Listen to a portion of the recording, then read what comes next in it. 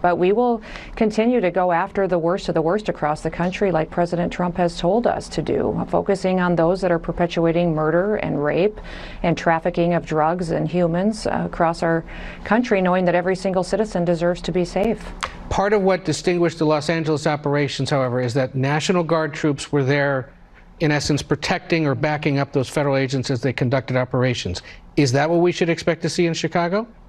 You know, that always is a prerogative of President Trump and his decision.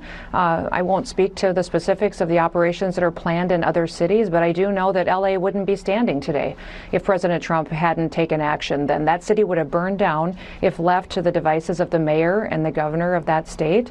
And so the citizens who live there, the small business owners in downtown LA, they're thankful that President Trump came in with federal law enforcement officers and helped support keeping those streets open, keep their homes and businesses from burning down, and made sure the law and order was restored. I just want to clarify one thing you said there. You said LA wouldn't be standing if not for these federal deployments?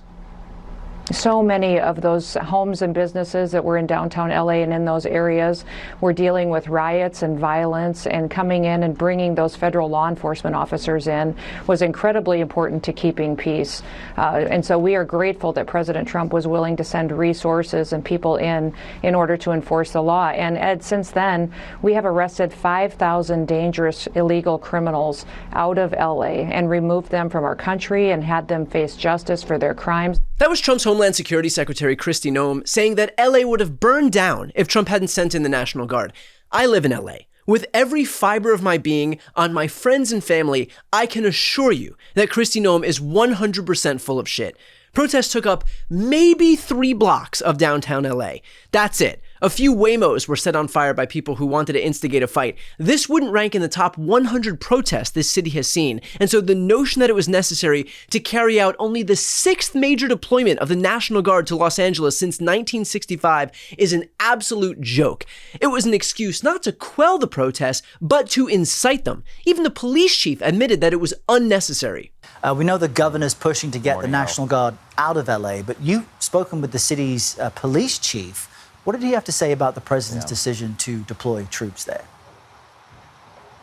Yeah, Errol, good morning to you. The police chief telling me that that move was unnecessary, going on to say that the National Guard at no point has provided assistance to them since the Guard arrived here on Sunday. We're actually here outside the staging area for the Guard troops. 4,000 have been deployed to downtown Los Angeles. We have not seen in our reporting the National Guard out on the streets. Instead, they've been primarily focused on federal buildings. In fact, their very presence has attracted more protesters, and we have watched as the LAPD has stepped in to assist holding those protesters back. The police chief saying at no point has there also been coordination with the federal government. Take a listen to our exchange.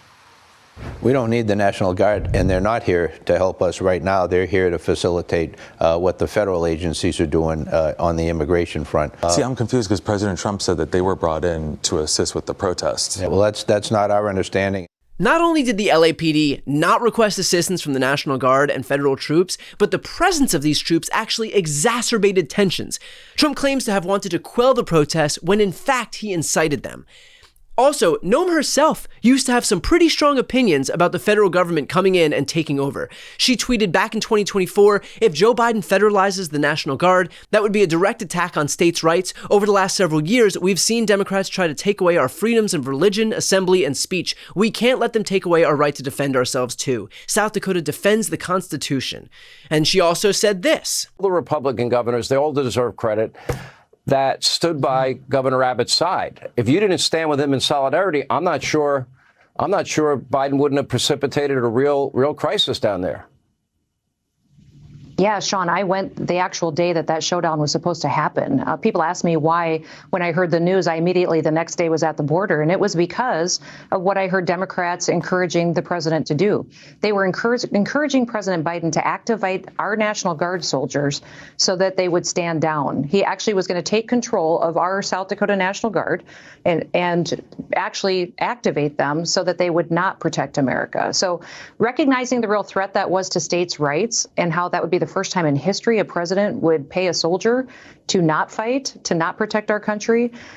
Made me show up in Texas the next day to let Governor Abbott know I'm here. South Dakota is with you. We will defend our Constitution. We will defend our rights, because the last several years we've seen the Democrats take away our freedom of religion, our freedom of assembly, our freedom of speech. We can't let them take away our states' rights, too, especially our right to protect ourselves. So Kristi Noem thinks that sending in federal troops is a, quote, direct attack on states' rights, and that the effort to prevent the federalization of the National Guard is akin to defending the Constitution, which would mean, in effect, that what she herself is now defending is undermining states' rights and shredding the Constitution.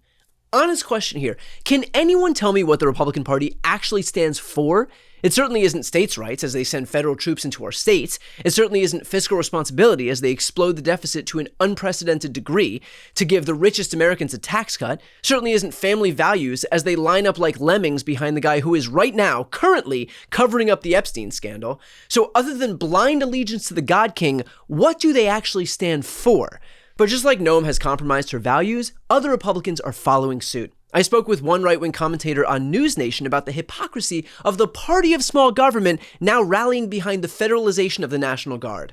So, Brian, the number one criticism of Governor Newsom is going to be, well, he saw the results, so he's copying Trump. He's trying to do everything he can to thwart off Trump bringing in National Guard. Talk a little bit about what the governor in California has to do to get results and how he deals with kind of the political fallout and opportunity that he's creating. Well, I think he's not copying what Trump is doing. Trump sent in federal troops, which should be overseas. They should be fighting foreign wars. Gavin Newsom in California is sending in the police, which is, by the way, what Trump could do if he didn't withhold $1 billion in funding from Washington, D.C. itself. And if we had a Democratic governor sending the U.S. military into states, including yours, Governor, as the governor of the live free and die state when you were governor there, or die. you would be, I'm sorry? Or die, not live free and die, but thank you. Live free or die. You would be apoplectic, and rightfully so. So this idea that the Republican Party, the party of small government, is now in favor of sending the U.S. military into our streets is bananas. And of course, the straw man that's being put forward is that it's either we have the military in there or we're going to get our throats cut at night in Washington, D.C. Is there no middle ground? Do police officers do nothing? Do local law enforcement count for nothing? We've got the National Guard gardening right now in Washington, D.C. Is that a valid use? Is that an effective or efficient use of our government resources? If I may, Brian, And of course, the seriousness goes beyond just Trump consolidating power right now. If you have watched this channel, if you've watched my videos before, you know how seriously I take the danger of Trump deploying the troops into states, because this isn't just about exercising power today, it is about laying the foundation to be able to do it during the election. Remember, Trump already tried once to seize voting machines. He already tried once to block certification of the election. He already incited an insurrection at the U.S. Capitol. Imagine how much easier his nefarious efforts will be if he now has boots on the ground in the form of these soldiers, as Mark Elias explained here. I believe, and have been saying for some time, that Donald Trump is a dictator, and that we are further along the road of authoritarianism than people want to admit. You know, if you go back and look at what people in Hungary said about their country, they too were very slow to say that Viktor Orban was a full-out dictator. Donald Trump is not deploying the military in these cities because he cares about the people of those cities. He's not even really deploying them for immigration. Now, he has made ICE like what would be essentially the fourth largest military in the world if it was military, all right? So he's deploying a ton of resources around deportations.